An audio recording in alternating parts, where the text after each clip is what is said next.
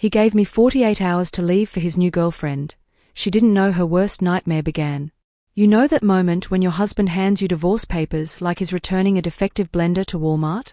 Well, apparently Nathan thought our 9-year marriage came with a 30-day money-back guarantee.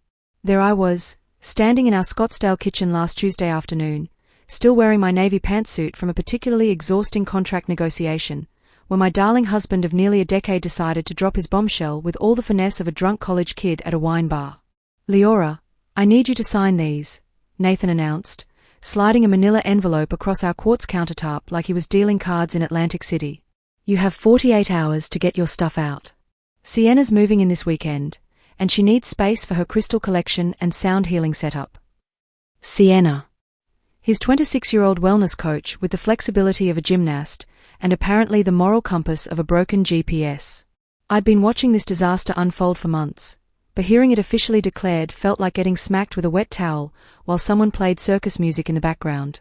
48 hours, I repeated, opening the envelope with the kind of calm that makes surgeons nervous. "That's generous of you, considering you've been planning this hostile takeover since August." Nathan had the audacity to look surprised, like he'd just discovered the sky was blue. "You knew?" "Honey, you started going to wellness retreats 4 times a month, and suddenly developed a passion for kombucha and breathwork. You're about as subtle as a fireworks display in a library." I flipped through the papers, my contract attorney brain automatically scanning for the usual amateur hour mistakes cheating husbands make when they think they're smarter than their lawyer wives.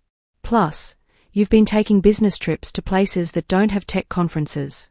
Sedona doesn't exactly scream software development summit, does it?" The beauty of being married to someone for 9 years is that you know exactly which buttons to push to make their left eye twitch. Nathan's was doing a full salsa, as he realized his master plan had more holes than a fishing net in a tornado.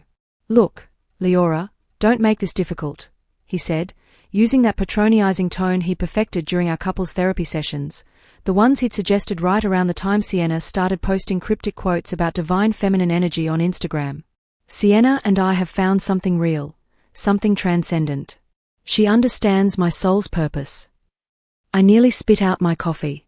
Nathan's idea of a soul's purpose was finding the motivation to take out the trash without being reminded 3 times. This was a man who thought auras were a type of Italian pastry, and believed manifestation meant wanting something really hard while scrolling through his phone. "Your soul's purpose," I mused, setting down my mug with deliberate precision. "Is that what we are calling it when a 42-year-old software engineer gets seduced by a woman young enough to be carded at Buffalo Wild Wings?" "Don't be bitter, Leora. It's not attractive." "Bitter? Oh, sweetheart. I hadn't even started warming up yet." See, Nathan made one crucial miscalculation in his grand exit strategy. He assumed that 9 years of marriage had turned me into some suburban robot who'd collapse into tears and beg him to reconsider. What he forgot was that I'm not just any lawyer. I'm a contract attorney who specialized in corporate acquisitions and asset protection. And more importantly, I'm the granddaughter of Dorothy Castellano, a woman who could find dirt on a saint and make them confess to parking violations. Grandma Dorothy, God rest her calculating soul, had been a forensic accountant for 35 years before retiring to teach me the fine art of following paper trails. "Information is currency, Leora," she used to say while teaching me to analyze financial statements and corporate structures. "But knowing when to spend it, that's the real skill." As Nathan stood there looking pleased with himself, probably mentally calculating how much younger his new girlfriend made him feel, I was already 5 steps ahead. Because while he'd been busy having his midlife crisis, I'd been doing what any self-respecting attorney does when their marriage starts smelling fishier than a seafood market in July. I'd been gathering evidence. "You're absolutely right, Nathan," I said with a smile that would make a prosecutor jealous. "Sienna does seem like quite the catch. Tell me, how did you two meet again?" "At the wellness center where she leads those private healing sessions." His confidence faltered slightly, like a Wi-Fi signal in a basement. "We connected on a soul level. She sees my authentic self." His authentic self. Honey, I'd been living with his authentic self for 9 years. The authentic him left protein shake containers on the nightstand, thought romance was asking if I wanted Thai food, and once got food poisoning from eating leftover pizza that had been sitting out for 2 days. But sure, Let's pretend his 26-year-old wellness coach discovered his hidden depths between meditation sessions and Venmo requests. Well, I'm sure she does, I agreed, gathering the divorce papers with the kind of grace that comes from years of boardroom negotiations. In fact, I bet she sees the authentic you better than you think, along with the authentic Christopher Thornton, the authentic Benjamin Shaw, and the authentic Lawrence Kempton. The color drained from Nathan's face faster than water from a cracked fish tank. What are you talking about? Oh, nothing important, I said, heading toward the stairs with my papers. Just some light reading I've been doing. You know how I love a good thriller, especially ones with plot twists that make you question everything you thought you knew about the characters. As I climbed the stairs to our bedroom, I could practically hear Nathan's brain cells having an emergency meeting trying to figure out what the hell I just said. The poor man probably thought I was bluffing, like when I used to threaten to donate his gaming console if he didn't clean the garage. But unlike his pathetic attempts at household responsibility, this wasn't a negotiation. I closed the bedroom door and pulled out my laptop, the same one I'd been using for the past 4 weeks to conduct what Grandma Dorothy would have called comprehensive due diligence on a questionable investment. Because here's the thing about being a contract attorney married to a software engineer, we both know how to trace digital footprints, but only one of us inherited a grandmother who taught her how to follow money trails like a bloodhound on a scent.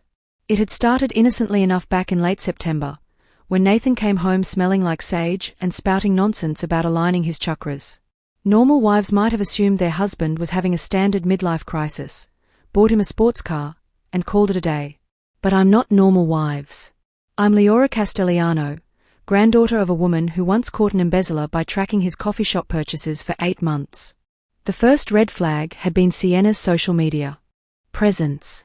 For someone supposedly dedicated to simple living and energetic minimalism, she had an awful lot of expensive wellness equipment and designer athleisure wear. Her Instagram was a carefully curated gallery of inspirational quotes superimposed over photos of her doing complicated poses in locations that cost more than most people's car payments. But the real smoking gun had been her testimonials page on her personal website. 5 glowing reviews from devoted clients who'd apparently found life-changing transformation through her specialized one-on-one sessions. Christopher Thornton, a plastic surgeon from Paradise Valley. Benjamin Shaw, who owned a chain of auto repair shops across Phoenix. Lawrence Kempton, a venture capitalist from Carefree. And my dear husband, Nathan, software engineering genius extraordinaire. The funny thing about wealthy married men having midlife crises, they're not nearly as original as they think they are. A little more digging, and by digging, I mean using the investigative skills Dorothy had drilled into me since I was 13, revealed that Sienna Winters wasn't even Sienna Winters. Her real name was Sandra Wolfe, and she'd been working this particular wellness coach meets spiritual guide angle for the past 4 years across Maricopa and Pima counties. The woman was running a rotation system that would make a professional juggler envious. Mondays and Wednesdays with Christopher, whose wife thought he was attending continuing medical education seminars. Tuesdays and Thursdays with Benjamin, whose spouse believed he was in anger management therapy after a customer service incident. Fridays with Lawrence, who'd convinced his wife he was in executive coaching for stress management. And weekends? Well, weekends belonged to Nathan, who'd somehow convinced himself he was special. Each man was funding a different aspect of her lifestyle. Christopher covered her downtown Phoenix studio rental, the one she claimed was for advanced certification training. Benjamin was paying for her car lease on that silver Lexus she drove to their sessions. Lawrence funded her weekend retreats to sacred vortex sites that coincidentally happened to be luxury spa resorts. And Nathan? Sweet, gullible Nathan was covering her rent on the apartment she kept as her sacred healing space. The most beautiful part of her con was how she'd convinced each of them that they were saving her from the others. Christopher thought he was rescuing her from crushing medical school debt. Benjamin believed he was helping her escape an abusive ex-husband.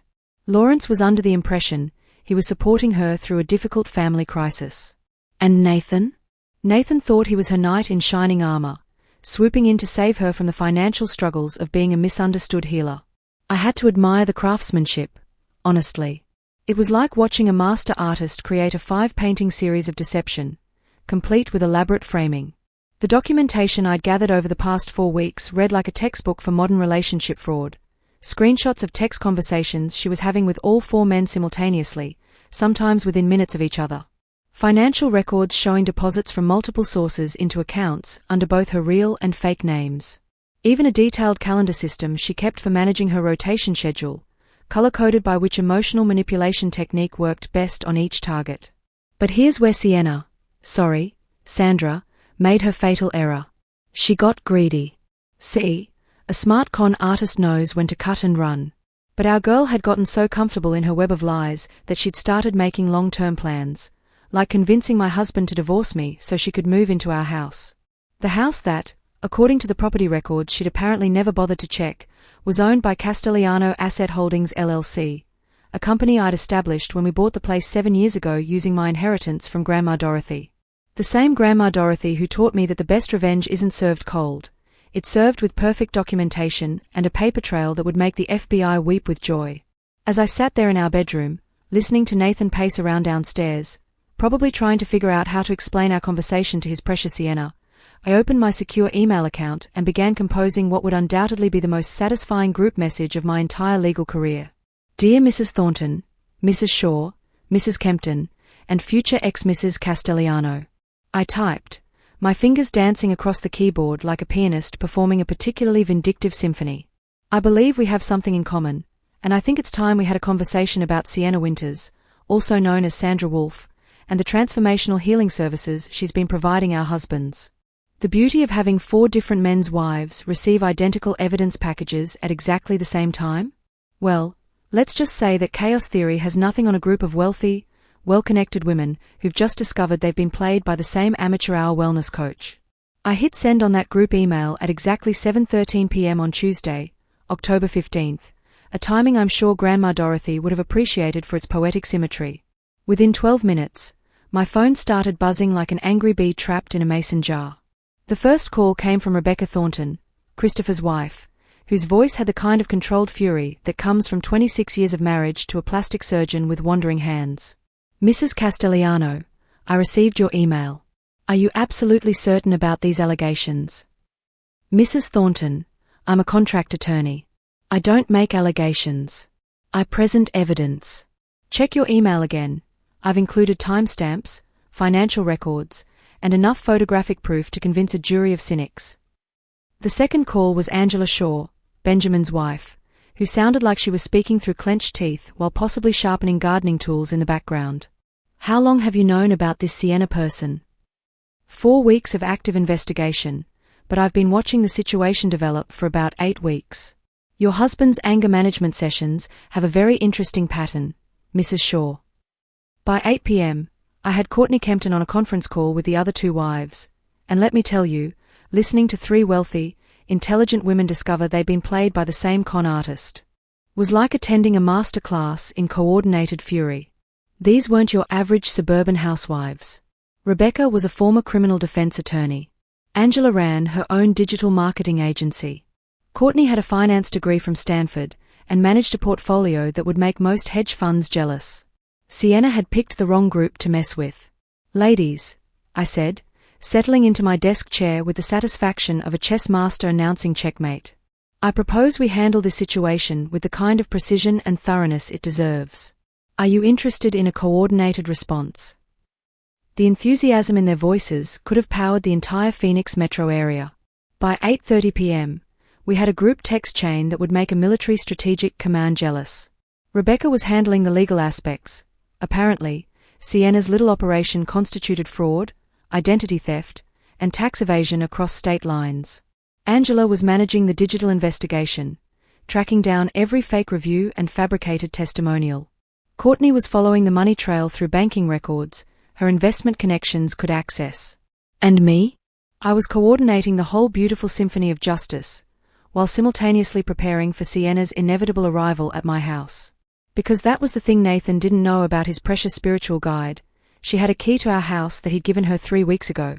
And according to the tracking app I'd discreetly installed on his phone, thank you, Grandma Dorothy, for teaching me about digital surveillance, she was planning to surprise him with a celebration dinner tonight. At 9:15 p.m., Nathan finally worked up the courage to come upstairs. I could hear him approaching like a guilty teenager trying to sneak past curfew, each step on the stairs a symphony of regret and impending doom. Leora? Are you okay up there? You've been awfully quiet. Just packing, sweetheart.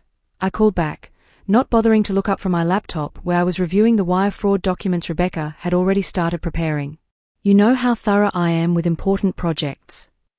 About what you said earlier, those names. Oh, that? Don't worry about it, Nathan.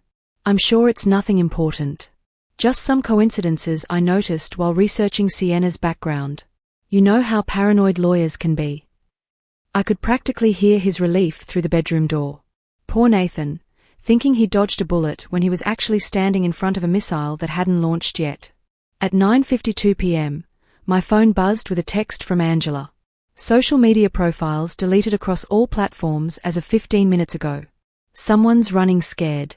Courtney chimed in at 9:58, bank accounts showing unusual activity. Large cash withdrawals started 90 minutes ago.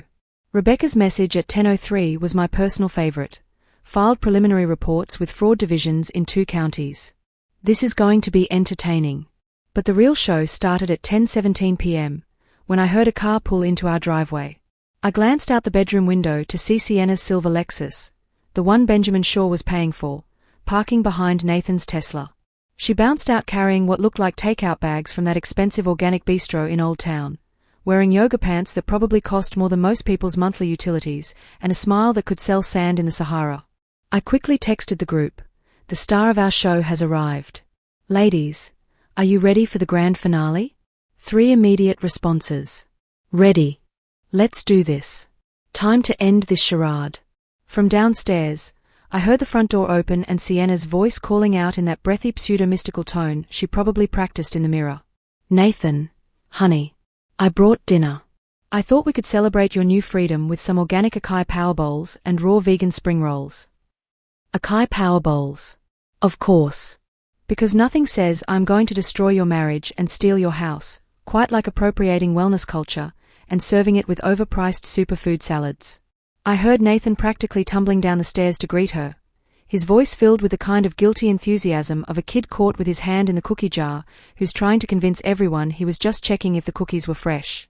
Sienna, I told you to wait until Thursday. She's still here. Oh, don't worry about that, came Sienna's confident reply. After Thursday, this will all be behind us. We can start fresh in our beautiful new sanctuary. Our beautiful new sanctuary. The audacity was almost admirable. Almost. I closed my laptop, straightened my blazer, and checked my appearance in the mirror. Time to go downstairs and introduce Sienna to the concept of consequences.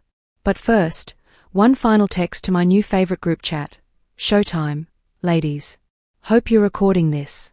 I descended those stairs like I was walking into a boardroom where I already knew the vote would go my way. Sienna and Nathan were in the kitchen, her arms wrapped around his waist while she gazed adoringly at our quartz countertops like she was already redecorating in her mind. The takeout containers were spread across the island, and she'd even lit some candles, probably the expensive ones I'd bought from that boutique in Keeland. Well, I announced, my voice cutting through their romantic bubble like a scalpel through tissue paper. Sienna Winters.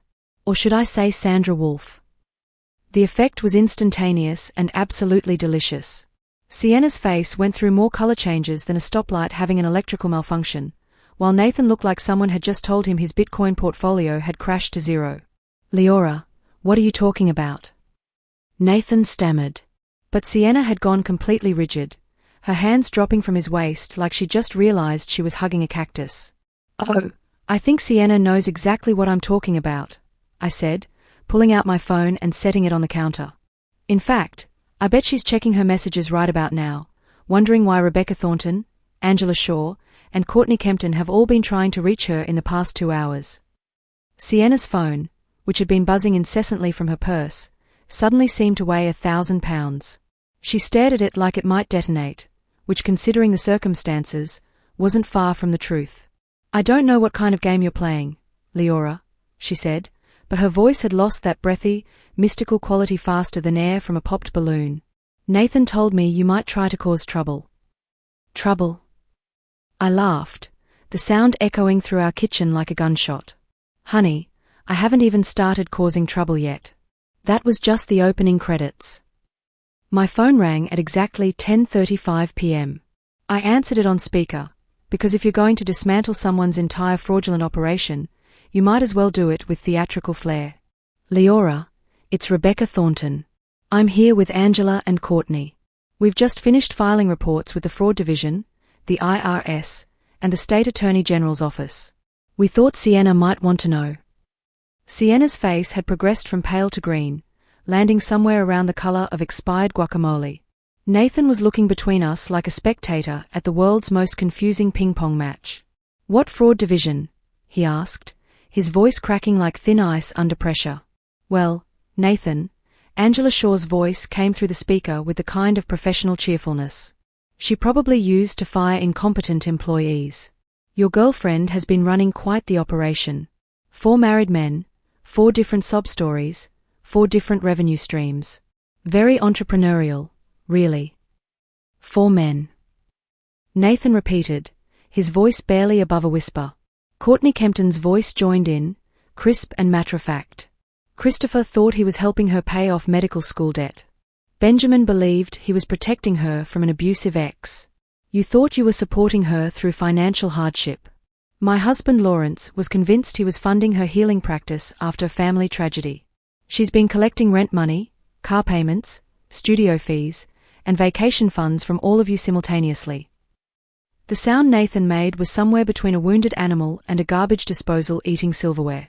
Sienna, meanwhile, had grabbed her purse and was edging toward the door like a shoplifter who just spotted mall security. Sienna, I called sweetly, stopping her mid-escape. Before you go, there's one more thing you should know. This house, the one you've been planning to move into, it's owned by Castellano Asset Holdings LLC. My LLC. Bought with my inheritance, in my name, with my money. Nathan's name isn't on the deed, the mortgage, or any of the legal documents. She turned around slowly, her face now resembling a wax figure that had been left too close to a space heater. What does that mean? She whispered. It means, I said, savoring every word like aged wine, that even if Nathan divorces me, he has no legal claim to this property. You've been planning to move into a house that he can't give you because he doesn't own it. You've been seducing a man for his assets, when his primary asset legally belongs to his wife. The silence that followed was so complete I could hear the ice maker humming and the wall clock in the hallway ticking away the seconds until Sienna's world completely imploded. Nathan finally found his voice. 4 men? You've been seeing 4 men? Sienna's carefully constructed mystical persona crumbled faster than a sandcastle in a flash flood. Nathan, I can explain. Explain? He exploded, his face turning red enough to guide aircraft. Explain how you've been playing me for months? Explain how everything you told me was a lie? Actually, Rebecca's voice cut through the chaos from my phone. She won't be explaining anything to anyone except federal investigators. We've traced financial transactions across state lines, documented identity fraud, and found evidence of tax evasion that would make notorious criminals jealous. Sandra Wolf, or Sienna, or whatever your real name is, you're about to become very familiar with the inside of a courtroom. Sienna made one last desperate play. Nathan, honey, none of this matters. We have something real. We have a connection. Connection. Angela's voice dripped with sarcasm. You mean like the connection you had with my husband every Tuesday and Thursday for 7 months? That kind of special connection. That's when Sienna finally cracked completely. The tears started flowing, the mystical facade disappeared entirely, and she began babbling about how she never meant for it to go this far, how she just needed money for her sick grandmother, how she was going to tell everyone the truth eventually. But I was done listening. I'd heard enough lies from Sienna to last several lifetimes. Ladies, I said into the phone, I think our work here is finished. Sienna, the door is behind you. I suggest you use it before I decide to press additional charges for trespassing. Sienna fled our house faster than a tourist leaving a timeshare presentation. Her designer yoga pants and spiritual enlightenment retreating into the October night like smoke from an extinguished candle. The silver Lexus, Benjamin's Lexus, technically, squealed out of our driveway with all the grace of a shopping cart with 3 broken wheels. Nathan stood in our kitchen looking like someone had just explained cryptocurrency using interpretive dance. The acai bowls sat congealing on the counter, their organic superfood probably wondering how it had gotten mixed up in such a mess. 9 years, Leora, he said finally, his voice hollow as an election promise. 9 years of marriage, and you knew about this for weeks and didn't say anything. Oh, sweetheart, I replied, blowing out Sienna's candles with deliberate ceremony. I learned a long time ago that information is only powerful when you know exactly how to use it. Grandma Dorothy always said timing is everything in both revenge and real estate. The beautiful thing about watching someone's fantasy implode is the moment they realize they've traded something real for something completely fabricated. Nathan had given up a marriage with a successful attorney who owned prime Scottsdale real estate for a con artist who'd been juggling more men than a Vegas entertainer. My phone buzzed with updates from my new favorite group chat. Rebecca had already spoken with a federal prosecutor who was very interested in Sandra's multi-state operation. Angela had discovered 3 additional victims in Tucson through her digital investigation. Courtney had traced enough financial irregularities to keep forensic accountants busy for months. The IRS is going to have a field day with this, I told Nathan, scrolling through the evidence files. Turns out Sienna hasn't been reporting income from her various healing services. Amazing how quickly enlightenment disappears when tax fraud charges start flying. By Wednesday morning, the consequences were spreading through our social circles like wildfire through dry brush. Christopher Thornton's plastic surgery practice was scrambling to do damage control after Rebecca leaked the story to her former colleagues in the legal community. Benjamin Shaw's auto repair shops were facing awkward questions from customers who'd heard about his anger management sessions. Lawrence Kempton had quietly taken a leave of absence from his venture capital firm, while Courtney consulted divorce attorneys who specialized in high net worth separations.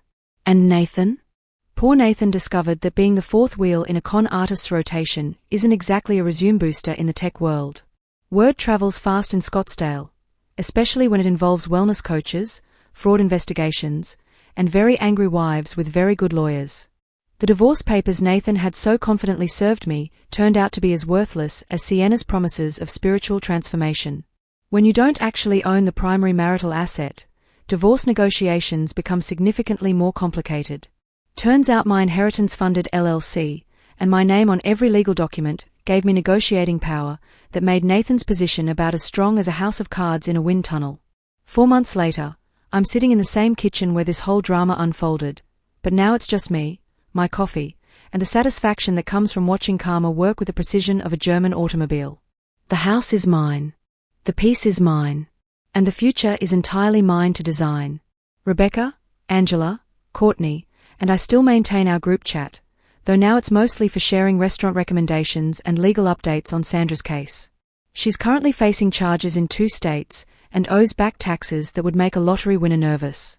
The wellness coach who promised spiritual transformation is about to discover the meditative qualities of federal prison. Nathan moved into a condo in Tempe, where he's apparently trying to rebuild his client base and his dignity simultaneously. Last I heard, he'd sworn off wellness retreats entirely and was considering taking up golf, a sport where the only thing that gets manipulated is your handicap. The most beautiful part of this whole mess? I didn't have to destroy anyone's life. I just had to reveal the truth and let consequences handle the rest.